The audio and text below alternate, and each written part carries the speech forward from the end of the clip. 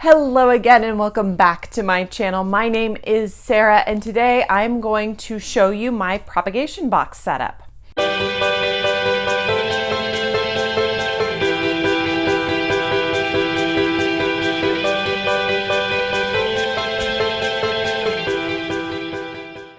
If you are new here, take a moment, hit that subscribe button for more plant-related content and give me a thumbs up to let me know if you like this kind of video, and that lets me know to make more like this. So a couple weeks back in my rare plant haul, I mentioned that I have a new propagation box that I have been using it to rehab plants, to start my own propagations, things like that. And several of you mentioned that you would like to see that setup, kind of what's in there, how I set it up, all of that kind of stuff. So I thought that would be a great video for this week. As I mentioned in that video, this is basically the same idea as Harley G's propagation box. I basically watched her video, kind of copied what she did. I have a few things that are a little bit different, but I will link to her video down below. I want to shout her out, give her full credit. It's a wonderful setup and it's been working really, really well for me. So without further ado, I'm going to take you over to where my propagation box is sitting, show you kind of what the setup is, what I use in there, all that kind of stuff. All right, so here is my propagation box. It is currently sitting next to my plant shelf with my grow lights. It does move around a little bit through the day, and I will talk about that when I talk a little bit about lighting. But I will go ahead and open it up so that we can see what's inside and how I have it set up. All right, so here is the setup of my propagation box. As you can see, I have a bunch of moss in there, as well as a few plants that are either kind of rehabbing from either shipping or just other things in general. And then I also have some propagations as well. So I think I will start by talking about how I have this all set up, and then I will talk about each individual plant and how I use this box. So as you can see, it is just in a plastic storage container. I got probably one of the very cheapest ones that you can find at Target or Walmart or things like that. And actually I went ahead and got one that doesn't really seal very completely around the edges. I know you can get ones that really seal really tightly. I wanted one that didn't necessarily seal all the way around, so it would get a little bit of fresh airflow. So that's another benefit to this style of propagation box. You don't need the most expensive storage container that you can find. Just a very cheap one will do. One of the things that I really wanted was for it to be nice and tall. So you can see it is pretty tall and narrow. I wanted to be able to fit bigger plants in there as well. So you can get whatever size. I know some people have multiple sizes. They'll use the really small ones for tiny propagations and then bigger ones like this for rehab. I kind of wanted to do a little bit of both in one box. All right, so like I said, in the bottom, I have a little bit of sphagnum moss, and I'll show you the kind that I have right now. It is this Better Grow Orchid Moss. I think I just got this at Lowe's or Home Depot. I know this isn't necessarily the best quality of moss, but it does pretty well for right now, and with everything that's been going on, I just kind of wanted to grab something that I could get easily and locally, and it seems like it's been working pretty well, at least for the moment. If I find something better than this, I will let you guys know, and if you know of some better moss than this and you want to leave it in the comments, feel free, but I'm just using, like I said, regular old cheap sphagnum moss that I found at my local big box store. In addition to that, I also have my trusty Mosquito Bits. I put a few of these in the bottom just to kind of keep the fungus gnats at bay. They really like this particular environment, so I have a few of those in the bottom. One other thing you will see is I just have a plastic cup with a little bit of water in it. That's just to help with a little extra humidity. It kind of evaporates and keeps the humidity nice and high in there. That's totally optional. You can also mist as well. But I find that particular method has been working really, really well for me. So I just put the Mosquito Bits along the bottom and then topped it with some sphagnum moss. You can see, hopefully you can see, it only goes maybe about an inch high. It kind of depends on which plant I have. I found that I put down kind of a solid layer, and then as I've been using it, it has been kind of shifting if there's a particular plant that needs a little bit more, some more of it kind of gets pushed to that particular corner. But in general, it's about an inch of sphagnum moss on the bottom.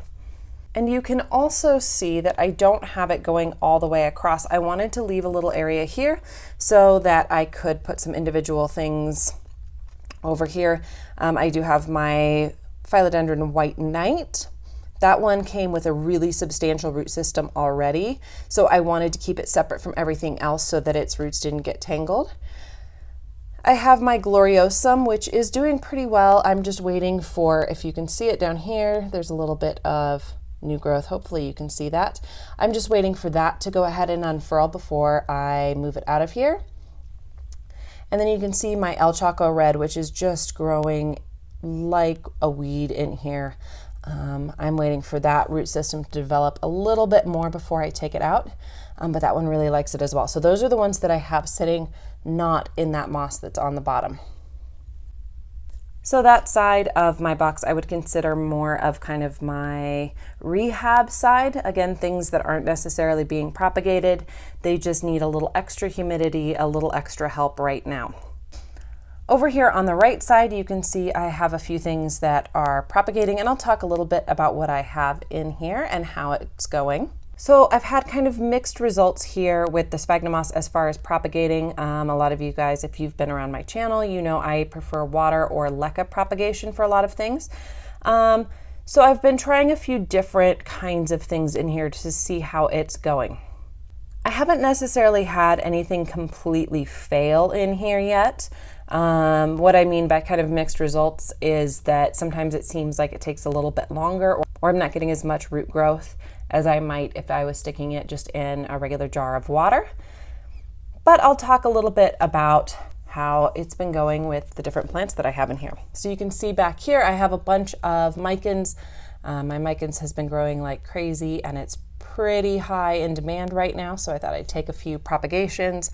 I know a couple people locally really wanted some. The micans have been doing pretty well in here. I'll see if I can pull one out for you.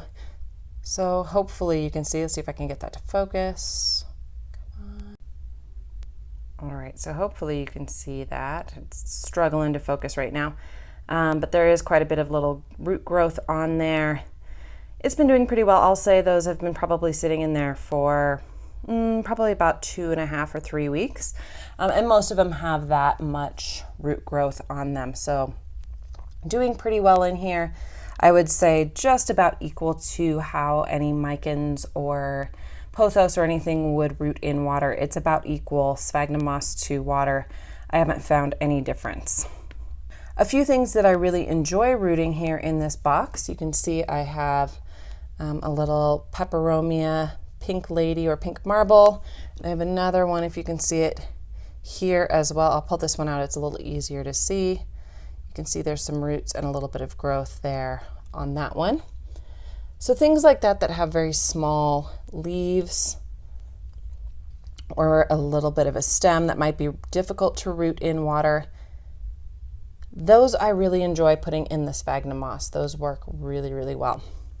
So if you have peperomias or other smallish sort of things like that to root, I think I've had better success with those in the sphagnum moss than I have in water.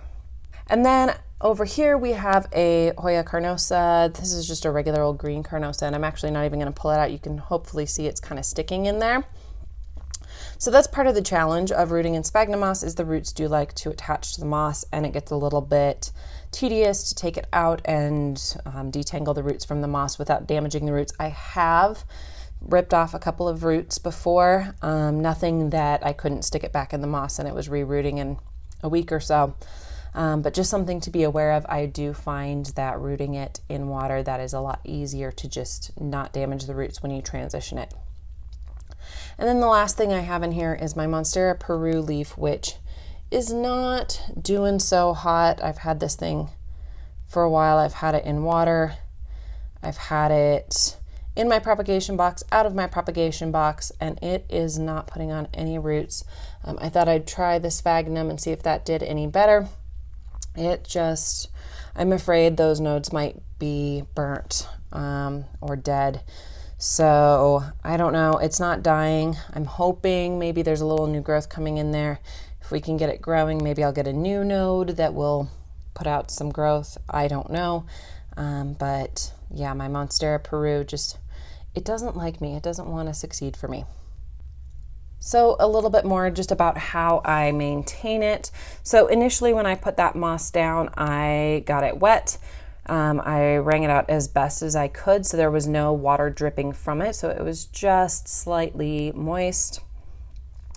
And then I put it in the bottom. I really haven't had to do much maintenance since then. These guys over here need a little bit more maintenance, especially this guy because he's in such a chunky mix, needs a little bit of water, probably a little less frequently than he might outside of this box. But the other two, just kind of slight misting every once in a while. As far as this area out here, I've really only given it like 1 or 2 mistings in the 2 months since I set it up. So really it kind of just gets that condensation and it maintains itself pretty well. Also, I think having that cup in there helps keep the moisture kind of high. As far as light for my propagations goes, like I said, right now it's sitting next to my grow lights. It's not getting really any direct light from those grow lights. And what I do if I'm home during the day, I will set it either in a little bit of direct morning or late afternoon light. But I like to do that when I'm home so that I can let it sit just for 45 minutes or an hour. Maybe if it's morning light and it's kind of diffused, an hour and a half. But I don't like to let it sit in that really, really bright direct light for very long. I think of it more as kind of like a little boost, get some of that humidity nice and high, and get it a little extra light. But again, I'm not going to let it sit there all day. It's kind of just a quick charge. So I think that kind of does it for my propagation box. Like I said, I will link to Harley G's original video as well. She probably did a much better job of explaining it than I have. If you have any questions about why I put certain things in there or how I have it set up or how I manage it, leave those down in the comments below. I will try to answer those the best I can. And I will definitely keep you guys updated on what's growing in my propagation box and how it's working for me in the future. So hopefully you found that somewhat helpful. It gave you some ideas for how you might set up your own propagation box. I will definitely keep you guys updated on what kind of things I have in there, how it's working for different plants, things like that. As always, thank you so very much for watching, and I will see you guys with another video very soon. Bye.